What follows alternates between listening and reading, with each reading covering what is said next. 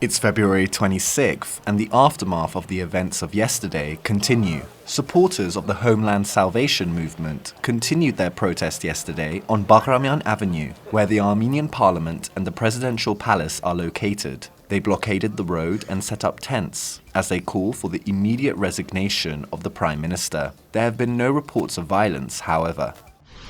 The Armenian President, Armen Sargsyan, who as of yet has not signed the PM's decree that dismissed the Chief and Deputy Chief of the General Staff of the Armed Forces, held a meeting with Parliament Speaker Ararat Mirzoyan. Reportedly, he will also hold a meeting with Lieutenant General Onik Gasparyan, who is the Chief of the General Staff, whose dismissal triggered yesterday's events. Meanwhile, President of Nagorno-Karabakh, Arayik Harutyunyan, too held meetings with Onik Gasparyan. He furthermore held a meeting with Prime Minister Nikol Pashinyan. Yesterday, the Artsakh president had offered to help mediate between the two sides.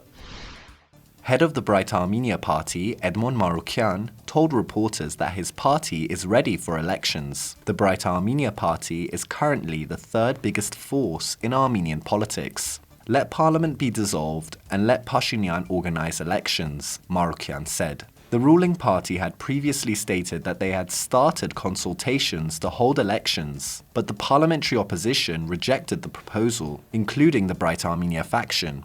We had proposed a transitional government, but this was not done. If the parliament is dissolved, the organizer of elections will be Nikol Pashinyan, Marukyan stated. In other news, the deputy PMs of Armenia, Russia and Azerbaijan will meet tomorrow in Moscow once again. This was reported by the Russian TASS news agency. Russia's Deputy Prime Minister, Alexei Overchuk, stated the following, quote, "The third meeting of the Trilateral Working Group is planned to be held on February 27th in Moscow. All parties have confirmed their participation. The working group has been tasked with unblocking transport communications in the region."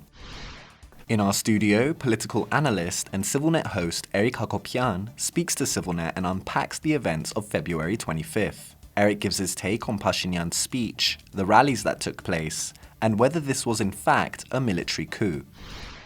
And finally, we'll leave you with a series of photos taken by CivilNet's Gevorg Tosunyan in the villages and towns of Syunik. These photos show the pristine nature of Syunik, a region which is now facing unprecedented and uncertain times.